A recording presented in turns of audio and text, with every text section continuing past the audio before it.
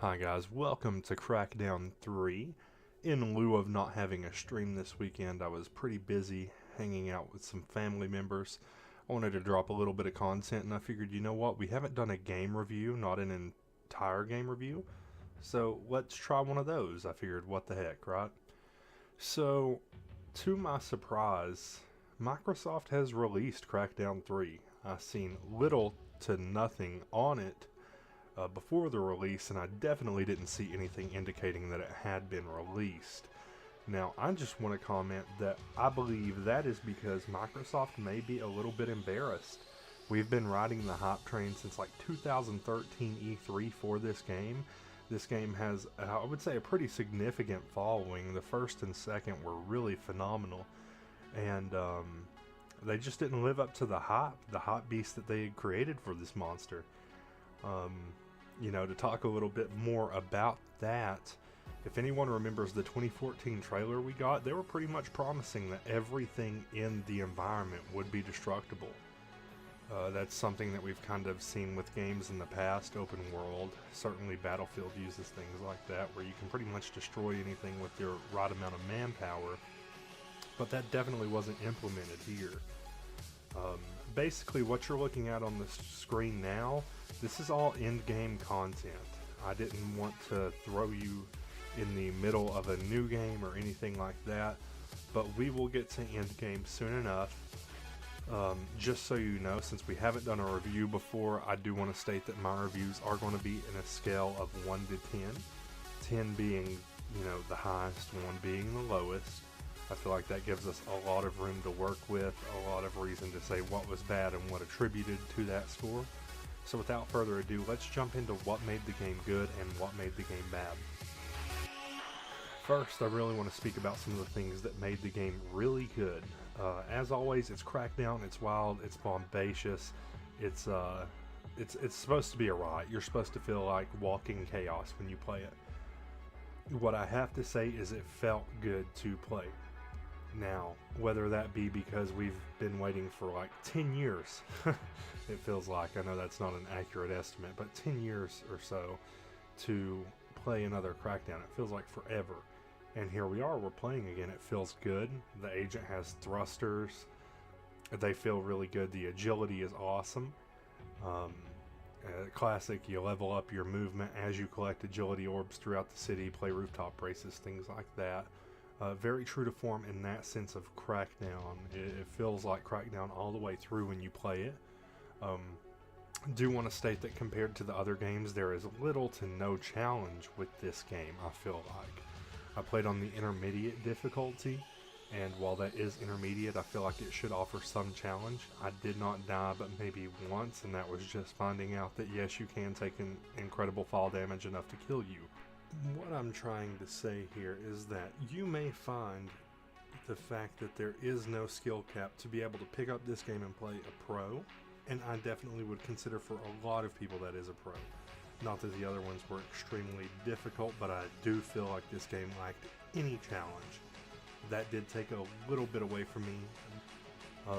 Combat is really fun, really fluid, but that is few and far between. That is, once you're finding combat, you either go through a slump where it feels like you're just being berated, beat over the head with combat, or there's none there. There's like no in between.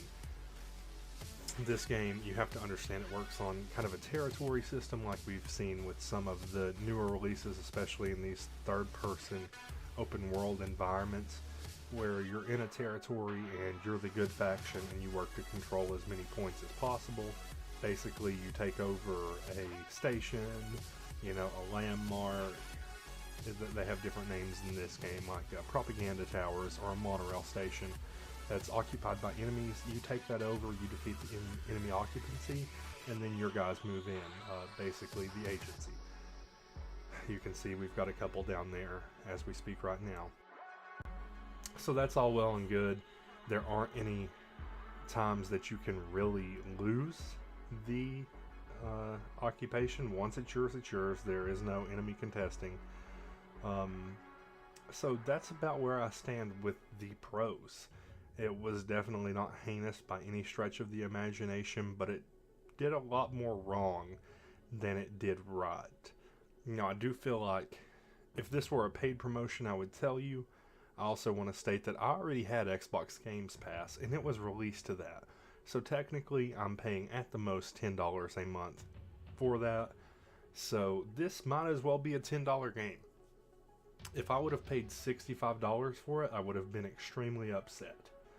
I played for 8 hours and I'm missing maybe 8 achievements. And that is because I'm not going to be going back through and getting those. The rooftop races are really easy. As somebody who I don't consider myself a die-hard race fan or anything like that, not just super into racing games, you've seen a little bit of the driving on here while we've been playing this in the background. The driving feels really unnecessary. Look at how the agent moves. You can get anywhere you want to. Just jumping, running, whatever, Driving is not a must, and it definitely is one of the weaker points of the game, especially when you get to the actual driving races. The driving races have 2 difficulty, in my opinion. That's not how it's listed on the game. They're either listed through skill level 1 through 5, 1 being easiest, 5 being the hardest. But what I find that we've ran into is that it's either a really freaking hard race or it's super easy. You're either going to get gold or gold seems impossible. There's nothing in between. That's all I can really say about the races. As far as in-game content, I think we should probably hit on that. You are at most going to be finding yourself playing through this game's solo campaign twice. And I say at most because, as you can see here, I'm running into very few enemies. Once you've cleared the enemies, they really don't come back. They're just kind of scattered around, hanging out. Might run into them, might shoot a couple. This is the UI. We'll talk about that in a little bit. What the map, what we're looking for, stuff like that.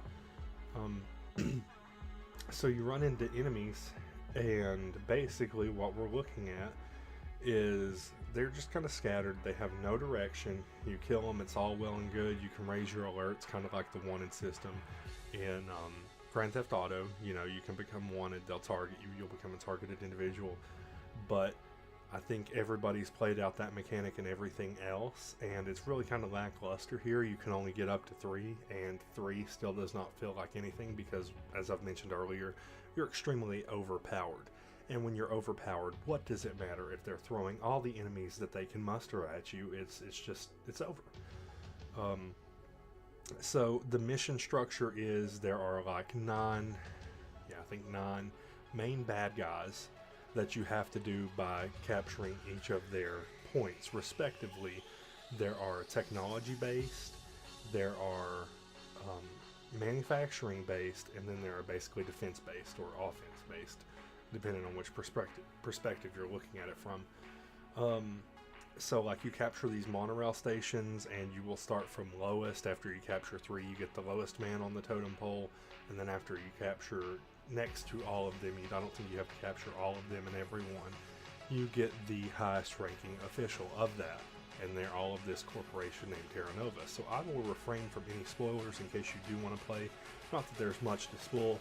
You're a good guy, see bad guys, shoot, end of game. That's it. As far as that goes, that's really just how the story is laid out. So replayability, you're not coming back for story. There are no choices to be made, which wouldn't be expected in a Crackdown game in my opinion. Why I say you're going to be playing it twice is because if you did not start on Legendary, there is one achievement where you have to play all the way through on a Legendary game. Other than that, that is the only incentive to play twice. You can restart a world and use your same overpowered agent on any difficulty that you like. As far as that goes, it is the same story. Everything is just a cakewalk. I mean, you thought you were OP the first time around. Wait until you do it with at least a level 5, maybe maxed to a level 6 in all categories agent. It just becomes a cakewalk. There is nothing to offer at that point. Do have to say as well that the achievements are just not worth it. If you're an achievement hunter, this is going to be one that nothing really feels fulfilling, both in the sense of getting the achievements as well as playing the game. You're not going to find a whole lot of fulfillment from this game. Like I said, it is a time waster. You're looking at the end game content, or the end game content, excuse me, not in game. And what we're looking at right now is the user interface. One of the most terrible user interfaces I've ever had the pleasure of dealing with, mainly because it's top down, but you can switch views, and everything is dependent on what you can and cannot click on from the distance of which you're zooming.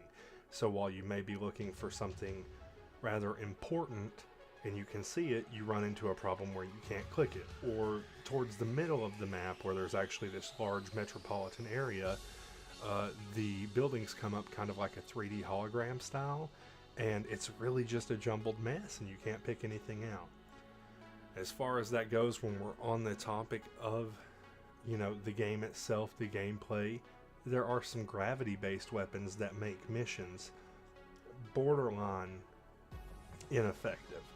So when your mission structure is shut down X amount of these things to unlock the boss, the mission needs to be as important as the boss, considering that there's not a whole lot of both. There are, I would say quite a few good number of things to do in between, but not most of them are combat based. Your meat of the game is going to be the actual missions and then the bosses. So the missions, I have to say, are somewhat disappointing, because once you unlock the singularity grenade, or the oblivion rifle, which is basically a larger singularity grenade, you can go do missions and just completely obliterate the masses. Basically, it's every speedrunner's greatest dream. So I do have to say that as well. There are like these vehicle impound missions where you have to go blow up the enemy's vehicles. All you have to do is you're supposed to deactivate force fields to get to their vehicle supplies. All you have to do is fire the gravity weapon at them. It will pull them towards the force field, and you don't even have to deactivate them. They will just blow up on contact. Same thing with a lot of these refinery missions. You go and shoot the machines with one large oblivion thing, and you can just run off to the next one, and it will literally blow up in the background and complete the mission for you. Bosses are pretty lackluster.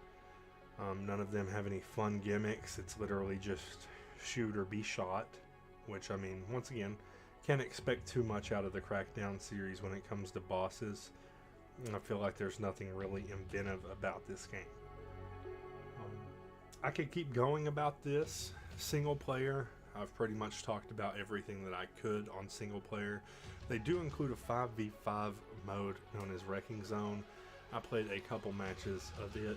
Not spectacular. Don't think it's really worth diving into.